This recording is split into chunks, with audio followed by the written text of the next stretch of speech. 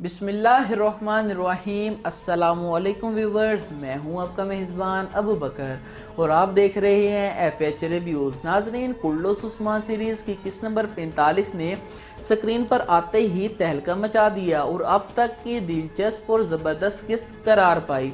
और मदाहों की इस कदर दिलचस्पी की वजह इस किस्त का मज़ा, एक्शन और जज्बात से भरा होना है।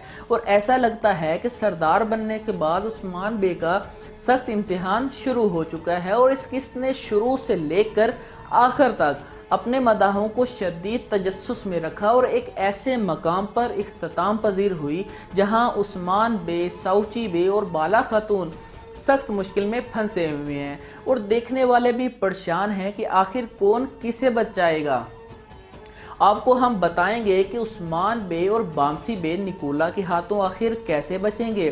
फलातियुस ने साउची बे से कहा कि आज तुम आखिरी मर्तबा अपने बेटे को देखोगे। तारगन अपने अंजाम को कैसे पहुंचेगी। बाला खातून को शेख अदाबाली के सामने कैदी बनाकर ले जाया जाएगा। बाला खातून और कीमती इमानतों को आखिर उस्मान बे कैसे बचाएंगे। उस्मान बे आखिर कौन सा ऐसा मंसूबा बनाया है जिसने निकोला को परेशान कर रखा है। और इसके साथ साथ हम आपको बताएंगे कि अक्सा खातून का किरदार इतनी जल्दी आखिर क्यों ख़त्म कर दिया गया। और इसके अलावा हम आपको बहुत सी अहम मालूमात से आगाह करेंगे, इसलिए वीडियो को आखिर तक देखें।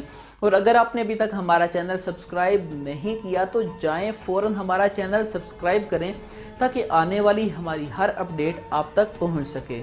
सबसे पहले उस्मान बे और बामसी बे की बात करते हैं, जिनका मिलकर लड़ना हमेशा से ही अपने फैंस को पसंद आता है।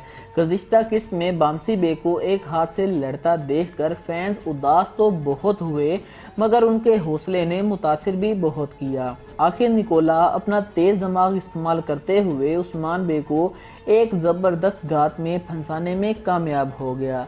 मगर आपको बताते चलें कि इस वक्त सब ही मुश्किल में फंसे हुए हैं, मगर बामसी बे को बचाने अगर कोई आ सकता है तो वो सिर्फ अब्दुर्रहमान गाजी है। मगर इसके इम्कानात बहुत ही कम है क्योंकि ये दोनों बहादुर खुद ही लड़कर निकोला को शिकस्त देने का हौसला रखते हैं। अब ज़रा बाला खातून की भी बात कर लेते हैं कि तारगन की पहली गाह से तो बच गई थी, मगर तारगन उस्मान बे और बामसी बे की गैर मौजूदगी का फ़ायदा उठाते हुए कबीले में भी पहुंच जाती है और उस्मान बे के कीमती इमानतें भी चुरा लेती है।